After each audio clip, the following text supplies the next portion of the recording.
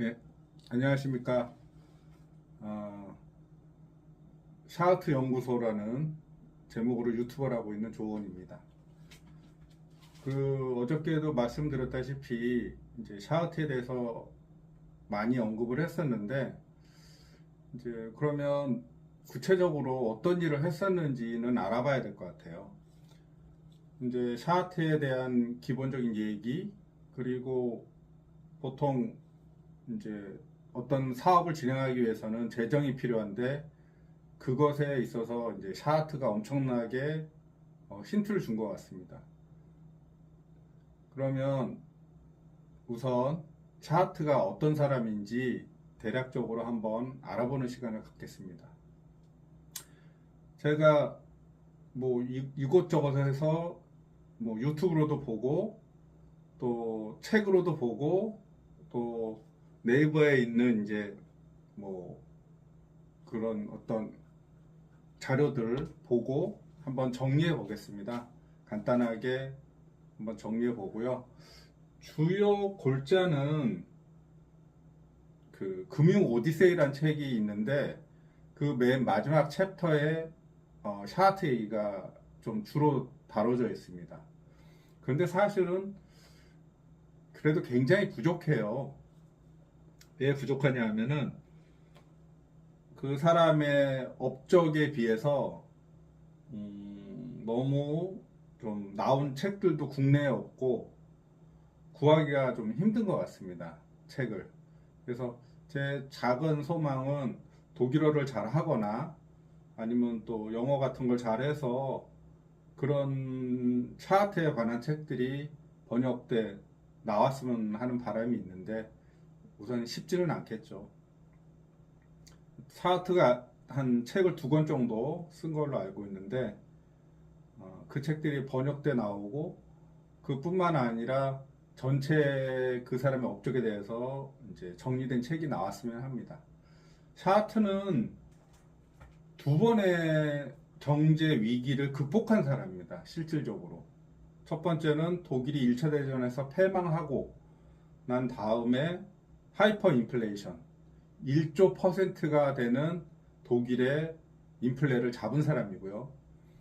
두 번째는 바이마르 공화국의 또 문제라든가 그런 나중에 그 하이퍼 인플레이션이 끝나고 난 다음에 대공황이 오지 않습니까? 미국에서.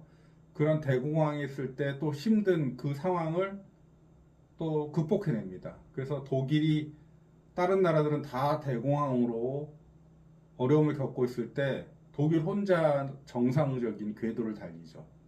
미국하고 비교해보고 다른 유럽하고 국가들하고 비교해보면요. 그래서 실질적으로 이론적이 아니라 실질적으로 경제 위기를 2번씩이나 극복한 사람입니다. 저번에 영상에서 말씀드렸다시피 케인즈와 같이 확장 정책을 이미 샤하트는 쓰고 있었습니다. 케인즈의 이론이 나오기 전에. 어떻게 보면은 케인즈 이론이라고 할 것이 아니라 샤하트 이론이라고 해야죠. 실질적으로 극복을 했으니까요. 거기다가 많은 뭐 사람들이 이렇게 얘기하죠. 미국은 뉴딜 정책에 의해서 경제가 정상화된 것이 아니라 전쟁에 의해서 경제가 정상화된 거다. 그걸 뒷받침하는 얘기가 금융기관에서 나온 어떤 보고서에도 10여 차례 이상 그 경제 위기, 금융위기가 있었는데 단 한 차례 빼고는 전부 전쟁으로 결론이 나고 그거에 의해서 해결되는 그런 상황을 맞았다. 그럼 한 번은 언제냐? 한 번은 2008년 서브프라임 모기지에 의한 미국의 금융위기는 전쟁이 아닌 방식으로 해결이 된 거죠. 그 정도 원래 위기가 왔으면 옛날에는 전쟁을 했었나 봅니다. 자, 그러면 이제 샤하트에 대해서 얘기하자면 뭐 지금은 다른 나라 땅이 되어 있다고 하지만 당시에는 독일의 땅에서 태어납니다. 그리고 뭐 뭐라 그럴까 부유층이나 지도층의 집안이 아니라 평범한 집안 오히려 뭐 서민층에 가까운 집안에서 태어난 걸로 알고 있어요. 근데 아이러니하게도 이것이 샤하트를 어떤 경제 수장을 만드는 역할을 하기도 합니다. 그러면 이제 뭐 독일이 1차 대전이 뭐 패망하고 뭐 그런 얘기를 할까 했는데 간략하게 샤하트만 얘기해도 꽤 시간이 걸릴 것 같으니까 생략을 하고요. 독일은 이제 겉으로는 이제 배상금이 너무 과하니까 배상금 협상을 하기 위해서 이제 많은 돈을 발행한 걸로 알고 있습니다. 바이마르 공화국에서. 그러면서 이제 수상이 계속 바뀌죠. 이 당시에 이 중앙은행장은 종신직이라서 자기가 그만두지 않는 한 계속할 수 있었다고 합니다. 실책이 있어도. 그래서 그 뭐 프랑스라든가 영국인가 미국에서 이제 엄청나게 배상금을 물어야 되는 거죠. 120억 달러. 당시로 독일의 1차 세계대전 이전에 독일의 1년 총 GDP랑 맞먹었다고 그러더라고요. 더 많을 수도 있고. 그런 막대한 배상금, 거기다 뭐 영토 같은 것도 많이 뺏겼죠. 그런 상태니까 이제 독일 국민들은 너무 화가 난 거죠. 과한 배상이다. 왜냐하면은 실질적으로 영국은 독일의 1차 대전에서 피해를 많이 입지 않았는데 가장 혹독하게 고열을 짜려고 했던 것이 영국이라고 합니다. 프랑스는 전쟁하느라고 피해도 입고 미국도 뭐 어느 정도 피해를 입었겠지만 영국은 별로 피해를 입지도 않았는데 배상금에 있어서 가장 강력하게 주장을 하고 독일을 압박하게 되죠. 이러다 보니까 독일 국민들은 하나로 뭉치게 됩니다. 너무 심하다. 이거 뭐냐? 그런 상태에서 하나로 모인 그 마음을 뭐 가지고 그 마르크화를 무한하게 찍어내게 됩니다. 참 이상하지 않나요? 아니 1조 %라는 GDP에서 국민들은 어떻게 살았을까? 당시에 예를 들자면 인플레가 있으면 그 월급을 인플레를 가산해서 월급을 줬다고 합니다. 예를 들자면 100만 원이 내 월급인데 100% 인플레가 한 달 만에 되었다. 그러면 뭐 200만 원 이렇게 월급을 줬나 봅니다. 그래도 서민들과 중산층은 어마어마하게 이제 경제가 파탄되는 그런 상황이었죠. 그런 반면에 전 1차 세계대전을 치르느라고 많은 빚을 진 기업들은 빚이 없어지는 거랑 마찬가지죠.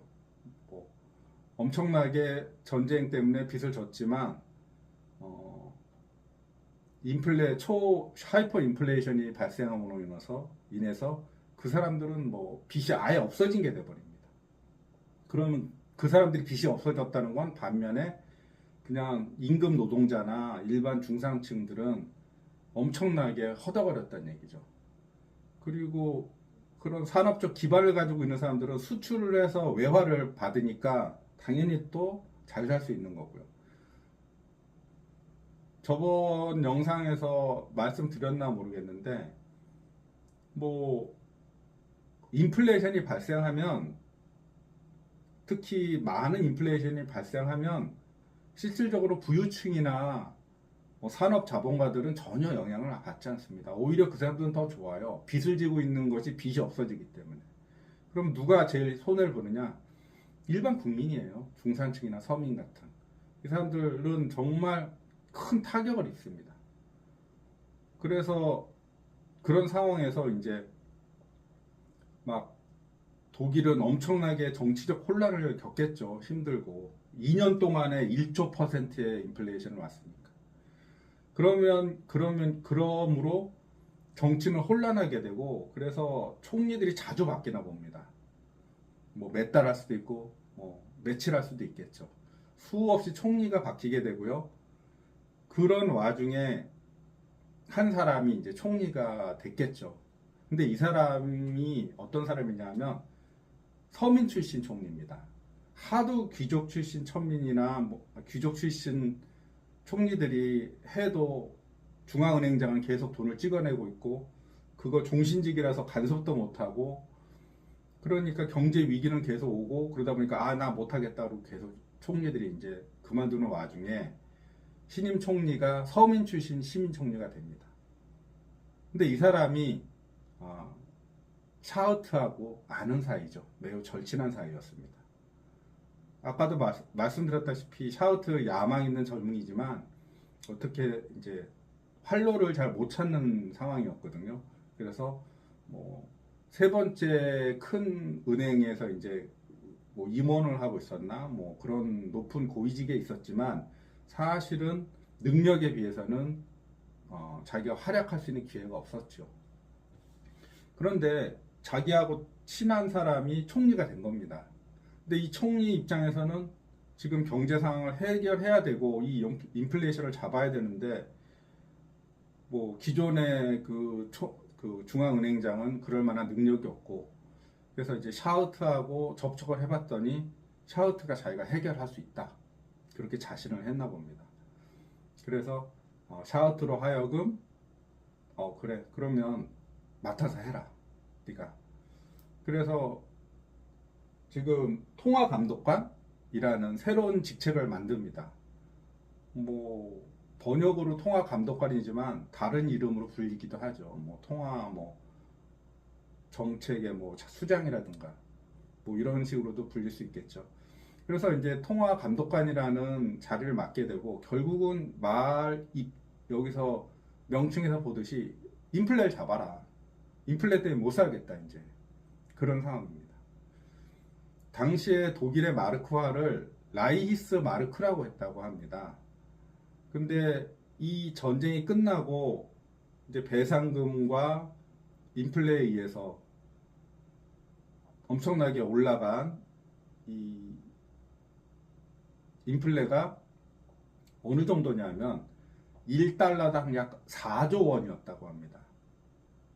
그러니까는 뭐 원래 전쟁 전에는 1마르크당 4.2마르크였는데 1달러당 4.2마르크였는데 그게 4.2조가 된 겁니다. 그러니까 뭐 이거를 가만 놔두고는 어떻게 할 수가 없죠. 그래서 이 샤우트는 새로운 랜덴마르크라는 것을 만듭니다. 저는 살짝 독일어를 배우긴 했지만은 독일어를 잘 모릅니다. 그런데 언어적으로 볼 때 랜덴 그 독일의 땅 영지를 란트라고 했지 않습니까? 약간 여기서도 발음이 비슷한 걸 보고 혹시 땅하고 관련이 있지 않을까? 네, 그렇습니다. 랜덴마르크는 당시에 독일 정부가 가지고 있는 유형 자산, 즉 땅이라든가 건물 이런 것들을 기반으로 해서 그 가치를 평가해서 만들어낸 돈입니다. 그래서 당시에 이제 어느 정도 이제 정부가 가지고 있다. 그거를 이제 계산을 해봤더니 이렇게 나오더라. 그걸 기준으로 해서 이제 발행을 하고 당연히 유형자산에는 한계가 있으니까 상한선이 있죠. 상한선을 얼마로 결정을 하고 뭐 거기에 특별하게 얼마다 하는 건 우리한테는 감도 안 오고 의미도 없을 것 같습니다. 근데 어쨌든 이 랜덴마르크는 그러니까 4.2 랜덴마르크는 1달러의 가치로 합니다. 그러니까 전쟁 전에 화폐 가치 그 마르크 그대로 하는 거죠. 그러면 이제 라이스 마르크하고 랜덴마르크는 4.2조 대 4.2 이런 식으로 교환비를 갖게 됩니다. 그러면 보통 설명을 잘 못하는 분들, 좀 부족한 분은 어떻게 하냐 하면은 이것만 가지면 이렇게 했더니 그 마르크화가 안정되었더라 이렇게 설명하고 끝냈는데 그게 아닙니다. 이 랜덴마르크 가지고는 턱도 없는 거죠. 독일의 경제 규모가 있는데 정부의 그 유형 자산을 달러로 만들면은 당연히 화폐가 부족하게 되죠. 그래서 이 샤우트는 이거는 미봉책인 걸 압니다. 지금의 급한 불을 끄는 목마른 사람에게 한 바가지 물과 같은 그 정도 역할밖에 못합니다. 그래서 어떻게 할 것인가 또 생각을 해보죠. 이게 바로 다른 사람들과 차이점입니다. 다시 한번 얘기하지만 랜덴마르크 가지고는 독일의 경제를 이렇게 세울 수 없어요. 우리나라 정부가 가지고 있는 유형자산 가지고 화폐를 통하게 되면은 금방 화폐가 부족한 사태가 나오겠죠. 왜? 정부 재산이 얼마나 되겠습니까? 한정돼 있기 때문에. 그래서 빨리빨리 이 랜덴마르크를 발행해서 물가를 안정시키지만 동시에 다시 어떻게 하면 좋을까 생각을 해서 파운드화, 즉 외환과 금, 이것을 확보해야 된다는 것을 알고 있습니다. 이 랜덴마르크 정책은 이 랜덴마르크와 같이 유형 자산에 의해서 화폐를 안정시키려고 했던 것은 프랑스에서도 이미 있었던 일이고, 프랑스는 이것만 하다가 실패를 한 거죠. 그거에 이제 반면 교사를 삼아서 빨리 샤우트는 외환과 금을 확보하려고 합니다. 첫 번째 이제 가만 보니까 당시에 1차 세계대전 이후에 뭐 채권국인 미국도 있겠지만 영국도 역시 금융은 엄청 강하고 관계가 더 깊었겠죠. 그래서 영국으로 날아갑니다. 그래서 이제 수성과 또는 이제 금융을 다루는 중앙은행장과 협상을 합니다. 당시에는 영국도 한마디로 말해서 지금 미국과 같은 지위를 원했겠죠. 국제화를 원했겠죠. 아, 우리 돈 써라. 이렇게. 그래서 샤하트는 제안을 합니다. 아, 우리한테 파운드를 좀 빌려줘라. 그러면 우리가 파운드화로 결제를 하겠다. 또 외환 보유고도 파운드로 가지고 있겠다. 또 그 외화 표시도 파운드로 기준으로 해서 거래하겠다. 이렇게 얘기를 합니다. 그러니까 영국 입장에서는 자기들이 이 국제화해서 이 파운드의 힘을 키우고 싶은데 독일에서 자기들이 원하는 거를 다 해주겠다는 겁니다. 대신 이제 파운드를 좀 빌려주는 거죠. 지금으로 따지면 약간 스와핑 같은 것 같아요. 스왑 이런 것 같은 건데 그렇게 합니다. 그래서 벌써 인플레도 잡고 스왑도 하고 해서 또 안정시키고, 그 다음에 랜덴마르크와 같이 금을 기준으로 하는, 아까는 땅과 유형 자산을 기준으로 했다면 금도 중요하다. 금이 굉장히 중요한 화폐지 않습니까? 사실은 많은 나라들이 금태환을 하고 있다가 1차 세계대전이 나면서 돈이 필요하니까 금태환을 바꿉니다. 무한정으로. 그러다가 다시 전쟁이 끝나고 나서 좀 안정이 되니까 다시 금으로 태환을 하고 있는 과정이었어요. 영국은 안 하고 있었고요. 그런데 이 샤하트는 이 금도 역시 화폐니까, 오히려 일반 화폐보다 더 중요한 화폐니까 이 금 보유량을 기준으로 또 마르크화를 발행합니다. 이런 식으로 외환, 금에 의한 마르크, 랜덴마르크 이런 것들에 의해서 화폐가 부족하지 않고 또 화폐가 많이 발행되지 않는 그 기준을 삼는 거죠. 근데 아까 얘기했지 않습니까? 약 120억 달러 정도의 이제 빚을 계속 갚아야 되는데 너무 부담이 심한 거죠. 그러다 보니까 샤하트는 채권국들한테 협상하자고 합니다. 야, 협상하자. 근데 뭐 안 듣겠죠. 그런데도 안 들을 수 없는 게 이미 2년 동안의 그 인플레를 겪으면서 채권국들도 되게 골치 아팠거든요. 그래서 협상에 임하게 됩니다. 그래서 여기서 협상을 하면서 샤하트가 또 외국어에 능통해서 또 말도 잘하고 금융에도 해박하니까 그냥 외교관들을 찜쪄 먹어서 약 30억 파운드를 줄여요. 그래서 120억 파운드에서 90억 파운드로 배상금을 줄입니다. 이 사람의 굉장한 능력이죠, 이런 게 하나하나. 그러니까 금융만 잘하고 경제만 잘하는 게 아니라 외교술도 능하다는 얘기입니다. 그래서 이제 경제가 안정되고 있는데 지금 외환을 아까 파운드로 가지고 있었지 않습니까? 파운드로 가지고 있었는데 파운드가 위기가 옵니다. 뭐 그런 위기들이야 뭐 여기서는 생략하고요. 어쨌든 다른 나라들은 근본위를 하는데 파운드는 그걸 안 하기 때문에 당연히 상대적으로 평가를 못 받겠죠. 그러다 보니까 파운드의 위기가 오고 여러 가지 문제가 또 생깁니다. 독일 경제의 문제가. 그런데 어느 날인가 이제 인플레이션을 잡히고 경제가 어느 정도 안정된 상태에서 샤하트는 자기의 통화관리관 제도를 내놓고, 여기서 말하는 통화관리관이 거의 뭐 중앙은행장 또는 재정을 관리하는 행정부의 수장 그런 걸 같이 했는지는 모르겠지만 어쨌든 막강한 권력을 가지고 있던 그 자리를 사임합니다. 근데 왜 사임하냐 하면은 샤하트는 자기가 이 통화 인플레를 잡기 위해서 긴축 재정을 했거든요. 계속 빚을 줄여나가면서 긴축 재정을 했는데 지금 미국이나 그런 다른 나라들이 경제가 굉장히 안 좋아지고 긴축 재정을 할 수 없는 상황인 것을 느꼈던 것 같습니다.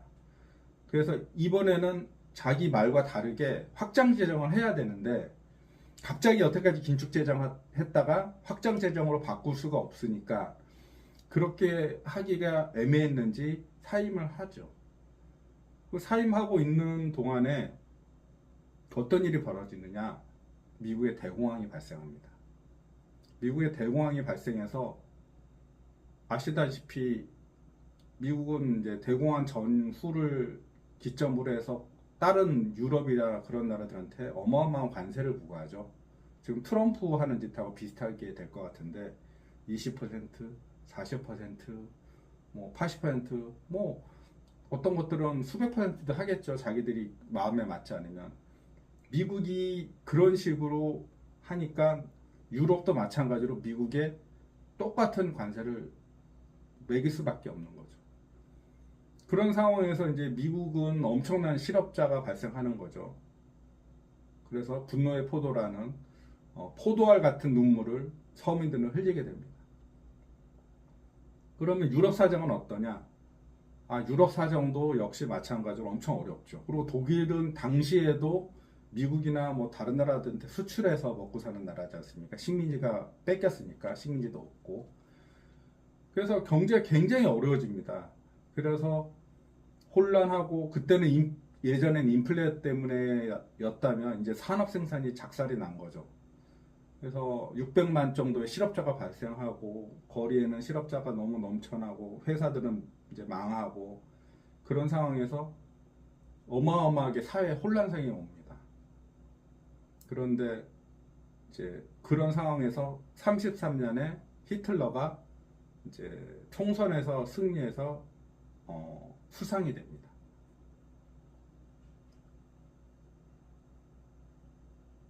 히틀러는 자기는 경제에 대해서 모르죠. 히틀러는 아는 게 없습니다. 그냥 배운 것도 없어요. 사실은 지식도 없어요. 뭐가 장점이 있냐? 연설하는 장점이 있었죠. 어떤 사람들은 히틀러가 연설 못하고 누가 써준 거 읽었다 그러는데 그렇지 않습니다. 히틀러는 연설을 잘했습니다. 그래서 어떤 감시하러 갔던 전당대회에서 화가 나니까 그 감시하러 간 거를 잊어버리고 거기서 연설을 해서 거기서 눈에 들어서 승승장구하게 되는 거거든요. 히틀러는 이제 분노. 당신 누구나 분노했을 것 같아요. 막 물가가 심했다가 좀 안정됐더니 이제 대공황이 났으니 얼마나 사람들이 분노했겠습니까? 그런 분노를 잘 이용하는 연설을 했습니다. 그래서 당내 투쟁도 승리하고 그럼으로써 이제 수상이 됐는데 히틀러는 경제 문제를 해결해야지만 자기가 살 수 있었던 걸 알았던 것 같습니다. 그래서 자신이 어떻게 해야 될지를 느끼고 샤우트를 뭐라 그럴까? 포섭했다 그럴까?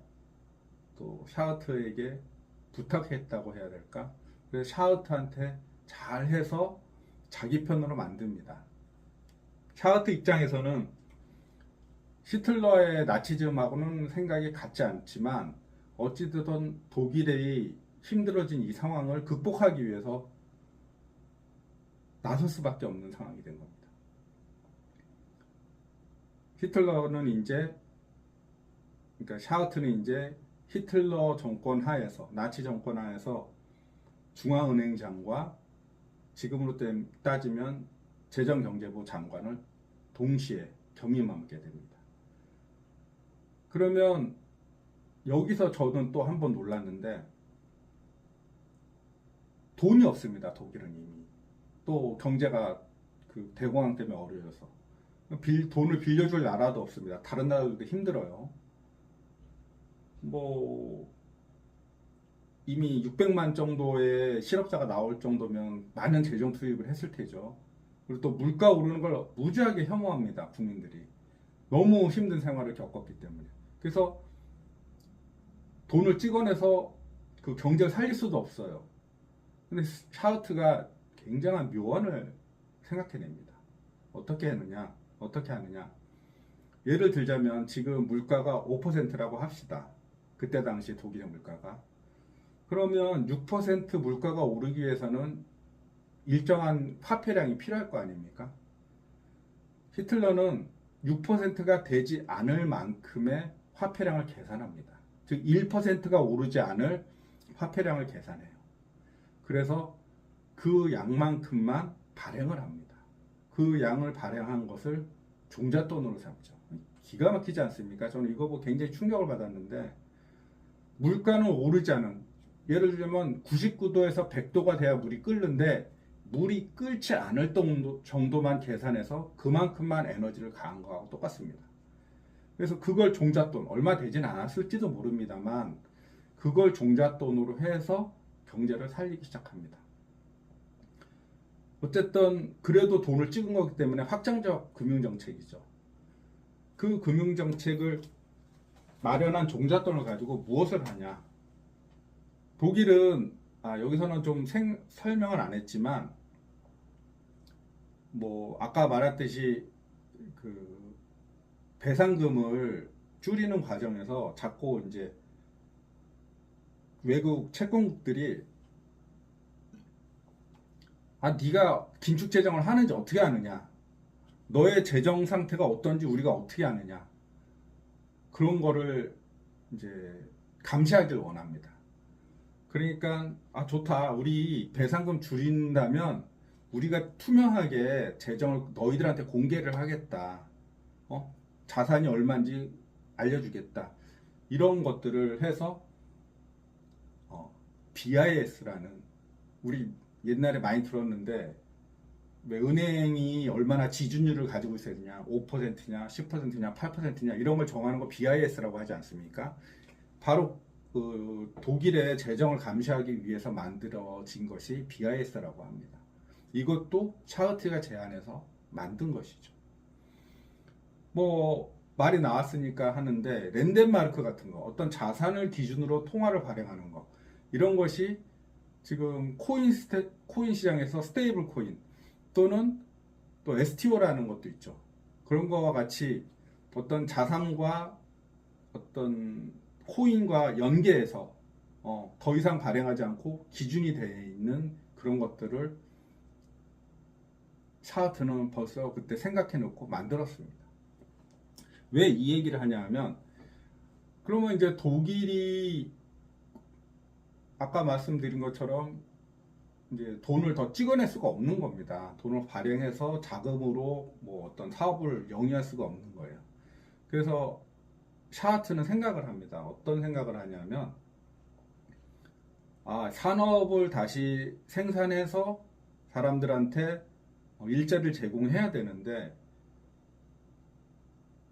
그 돈은 턱없이 부족하니까 아이디어를 하나 냅니다.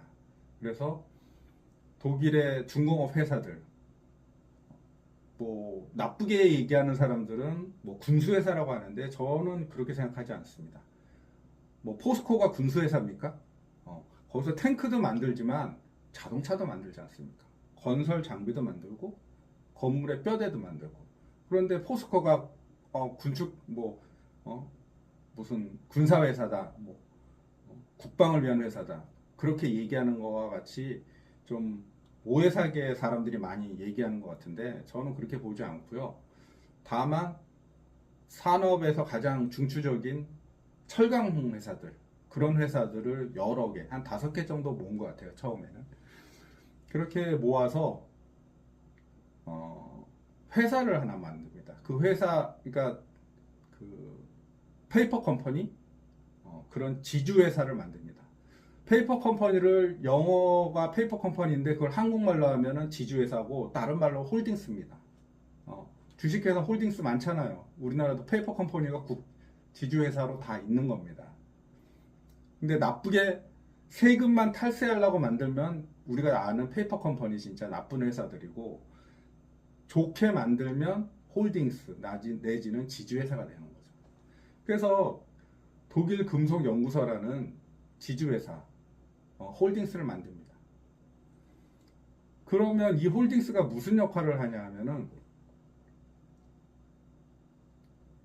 여기서 어떤 일을 뭐 발주를 하겠죠. 예를 들자면 뭐 철 10,000톤을 만들어라, 100만 톤을 만들어라, 그렇게 얘기를 하면은 돈을 줘야지 만들 거 아닙니까? 우린 돈이 없다, 그렇게 얘기할 때 어음을 발행하게 합니다. 그래서 이 독일 금속연구소의 독일의 약자를 따서 매퍼음이라고 하는데, 매퍼음을 만들게 해요.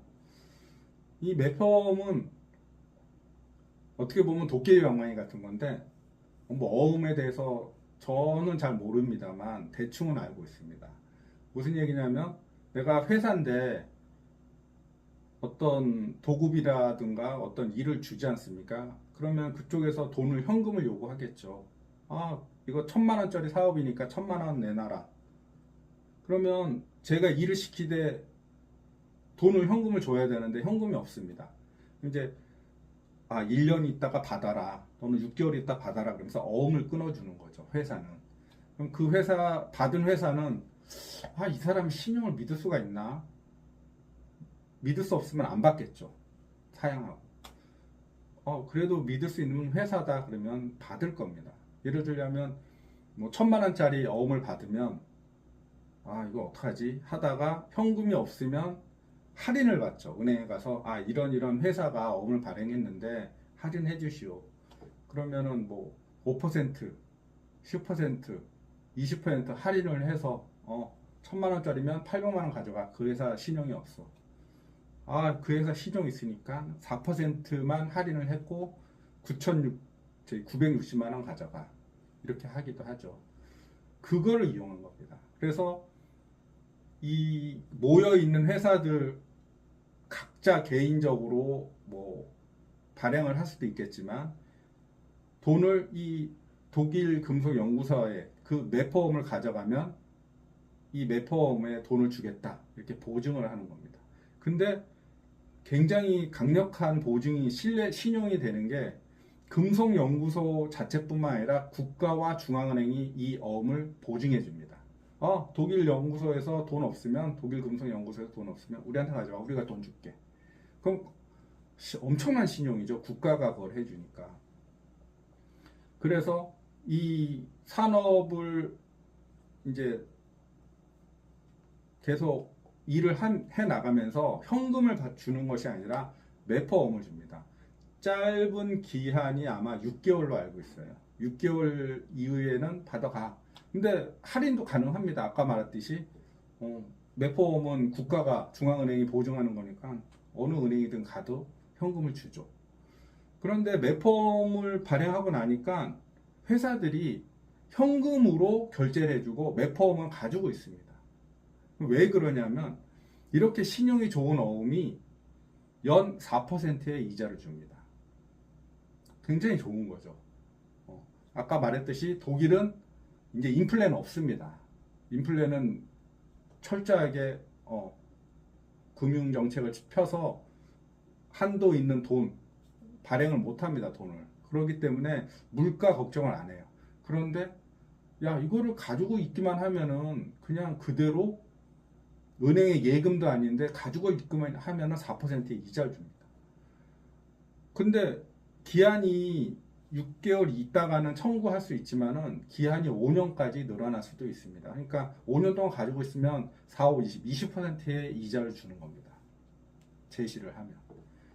그래서 현실적으로 이 매포홈은 시중에 돌아다니진 않습니다. 일반 물건 살 때 소매자들이 나 이거 받아가지고 여기서 짜장면 먹을 테니까 매포홈 주면서 이제 현금 다오 이렇게 안 하거든요. 다 어디서 도느냐? 산업계에서만 돕니다.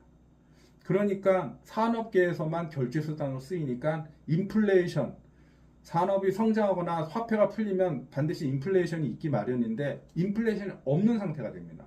그러면서 산업은 잘 돌아가니까 어마어마하게 폭풍 성장을 합니다. 그래서 이 샤우트가 이 매폼을 만들면서 뭐 등장하면서 4, 5년 만에 독일의 그 산업 생산력이 2배가 증가합니다.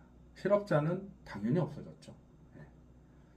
사람들은 지금 다른 나라 미국이라든가 유럽은 전부 대공황 때문에 시름시름 실업자와 산업이 붕괴돼서 난리인데 독일 혼자만 계속해서 산업이 발전해서 생각해 보십시오. 한 4, 5년 만에 2배 산업 생산을 했다는 것은 1년에 20%씩 성장했다는 겁니다. 그 어려운 시기에 혼자. 뭐 무역도 외국하고는 잘 되고 어마어마하게 돈을 벌고 이런 상황이니까 히틀러가 총리에서 무엇이 됐겠습니까? 총통이 됩니다. 원래부터 총통은 아니었습니다.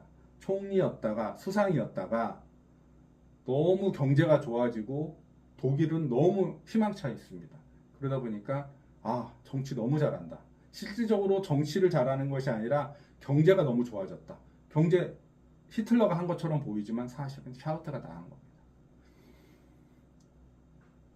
그래서 어마어마하게 성장을 했어요. 근데 아까도 이 매포만 있는 것 같지만 사실은 다른 어음들도 발행을 합니다. 다른 어음들도 여러 가지 있는 것 같은데 너무 이 사람들이 여기에만 집중하고 여기에서 군수산업이 다 한 것 같다. 물론 군수산업도 일부분 같습니다. 39년까지 이제 샤우트가 제가 알기로는 그 히틀러와 같이 보조를 맞췄던 것 같은데 그때까지도 정상적인 군비를 유지하고 있었습니다. 무슨 얘기냐면 독일은 원래 패전 이후에 군비를 갖출 수가 없었고 여기서 말하는 군비는 다른 나라 뭐 영국이라든가 프랑스와 같은 수준의 군비를 갖추지 못했다는 얘기입니다. 근데 히틀러는 이제 야금야금 군비를 갖췄죠. 왜? 그 재정은 그 매포홈은 어쨌든 산업계에서만 돌지 국가가 돈을 지원한 것이 아니기 때문에 감시해도 독일이 특별하게 재정을 한 것이 없었습니다. 그래서 이상하다. 산업은 참 잘 돌아가는데 이상하게 돈을 지출하진 않네. 독일 정부에서. 그래서 그런가 보다 하고 있는 동안에 독일은 산업 상선이 2배 늘 정도니 군비도 엄청나게 이제 성장했겠죠. 그래서 독일, 프랑스, 영국 이 정도 수준으로 군비는 이제 확장을 합니다. 그런데 이제 문제가 생겼죠. 무슨 문제가 생기냐면 이 매포홈을 아까 샤우트가 5년으로 만기를 했지 않습니까? 다 이유가 있는 거죠. 그 이유는 독일이 어느 정도 경제가 안정되고 나면은 다시 정상 경제로 돌아가자. 이제 매포홈 같은 거 하지 말고 또 정상으로 돌아가자. 정상적으로 돌아가자. 이런 생각을 가지고 만든 건데 히틀러는 이게 도끼 방망이인 겁니다. 그냥 돈이 쏟아져 나오고 경제는 너무 잘 돌아가는 거예요. 그러니까 히틀러는 계속 얘기하죠. 매포홈 계속 하자. 이거 왜 그만두냐. 그랬더니 샤우트는 계속 얘기합니다. 이건 어음이기 때문에 이자도 줘야 되고 만기도 있는 거다. 그러니까 이것을 지금 돈이 있으니까 그 돌아오는 매포홈을 다 현금으로 결제를 해주고 다시 정상적인 과정으로 가자. 그래도 경제가 벌써 2배 성장했습니다. 5년 만에. 히틀러는 싫어합니다. 무슨 소리냐. 계속 하자 이거. 너무 좋다. 돈 쓰지도 않는데 경제는 발전하고 그러면은 엄청나게 이익은 들어오는데 세수는 들고 벌써 2배 세수가 늘었겠지 않습니까? 뭐든지 할 수 있었고 그러다 보니까 히틀러는 얘기합니다. 아 이거 계속하자. 샤우트는 반대합니다. 안 된다. 이거 이렇게 가면 안 된다. 히틀러가 얘기합니다. 그러지 말고 이 줘야 될 현금과 이자를 다른 나라에서 가져오자. 결국 무슨 얘기예요? 전쟁을 벌여서 다른 나라의 금고를 털어서 그 돈으로 우리의 국민들한테 돈을 주자. 이 얘기입니다. 샤우트는 반대합니다. 안 된다. 그래서 샤우트하고 히틀러는 이제 결별하게 되고 샤우트는 39년도에 모든 그 나치에서 받았던 지위에서 물러납니다. 히틀러는 여러분이 아시다시피 이제부터는 그 돈을 어디다 쓰느냐 산업 생산이 아니라 군비 확장했습니다. 그래서 독일은 어마어마하게 군비를 확장하고 뭐 아시잖아요. 제트 엔진, 로켓 지금도 그 독일의 기술로 가고 있는 겁니다. 독일의 기술을 받은 미국과 소련 과학자들은 대부분 미국으로 이전했고 기술자들은 대부분 러시아로 갔는데 소련으로 갔죠. 소련으로 가서 지금도 그들이 그 엄청나게 받은 그 기술을 가지고 군사 강국 노릇을 하고 있는 겁니다. 그래서 이제 결별을 한 다음에 샤우트는 이제 모임에서 나치와 히틀러를 욕을 합니다. 저 새끼들은 범죄자이면서 깡패다, 사기꾼이고 악당이다 이런 얘기를 계속 사람들과 만나면서 합니다. 그러니까 이제 히틀러에서는 반대로 눈에 가시죠. 거기다 히틀러 암살 사건이 난 다음에 그 암살 사건 배후로 지목을 해서 이제 체포하고 재판을 합니다. 뭐 저번에 영상에서 말씀드렸다시피 다 무죄가 나오고 전후에도 부역자로 재판을 받지만 무죄 다 나옵니다. 네, 그런 게 샤우트고요. 첨가해서 말씀드리자면은 샤우트는 아까 확장정책 얘기했는데 케인즈보다 훨씬 더 빠르게 아우토반도 깔고 즉 독일에서는 아우토반, 미국에서는 뭐 댐 건설이고 그런데 훨씬 더 빨랐습니다. 그러니까 케인즈 정책이 아니라 사실은 과학적으로 보면은 샤우트의 정책이죠. 그리고 샤우트는 이제 모든 재산을 뺏기고 이제 독일에서는 되게 힘들게 됐는데 다른 나라에서 이제 샤우트를 많이 모셔갑니다. 제3세계에서 인도네시아 등 여러 제3세계 국가에서 고문으로 모셔가는데 성공하지 못합니다. 대부분 아시다시피 왜 성공하지 못했냐는 저번에도 강조드려서 말씀드렸는데 부패한 나라는 자원을 효율적으로 사용할 수 없습니다. 네, 적재적소에 쓸 수가 없어요. 그러다 보니까 성과가 안 나오고 성과가 안 나오는데 샤우트 탓을 하는 거죠. 네, 그래서 그렇게 이제 샤우트는 사라집니다. 굉장히 아쉬운 게 뭐냐면 샤우트 독일 사람이잖아요. 히틀러와도 연관이 있죠. 그러다 보니까 유태인들이 엄청나게 싫어했을 것 같습니다. 그리고 또 샤우트가 유태인들이 싫어할 만한 일도 했습니다. 생각을 했으면 그러네. 왜냐하면 히틀러가 이제 유태인들의 모든 재산이나 그런 걸 빼앗고 추방을 한단 말이에요. 추방을 하려고 했는데 샤우트는 얘기합니다. 잠깐, 야, 한 번 더 털어먹을 수 있어. 그러면서 그 ABS라는 증권을 만듭니다. 자산담보보증권. 그래서 야, 지금은 우리가 유태인들을 추방하지만 또 유태인들을 다시 받아들일 거야. 잠깐 이렇게 정치적으로서 그렇지. 히틀러 정권이 또 물러나면 다시 돌아오면 또 재산을 유지할 수 있어. 그러면서 그런데 이 증권을 독일 내에 있는 유태인의 자산을 증권화해서 그거를 친인척들인 미국이나 유럽에 살고 있는 다른 유태인들한테 팝니다. 그걸 팔면은 유태인들이 생각해 보니까 한 10억짜리 재산인데 이거를 사놓고 있으면 1억에 사놓고 있으면은 다시 돌아가면 그걸 준단다 이렇게 얘기하니까 울며 겨자 먹기로 유태인들이 어마어마하게 삽니다. 근데 독일이 우습게 볼 게 아닌 게 당시에 유럽의 런던 빼고 두 번째가 독일의 금융시장이었습니다. 어마어마하게 독일의 금융시장이고 제가 알기로는 로스차일드 가문도 사실은 독일이 본산지입니다. 독일이 본산지였다가 이제 그 형 아들들의 하나인 그 애가 이제 런던에서 자리 잡았고 그 정보망을 통해서 워털루 전투에서 나폴레옹이 진 거를 먼저 알고 거기에서 영국의 국채를 50% 확보해서 로스차일드가 된 거거든요. 로스차일드의 지금의 로스차일드가 된 거거든요.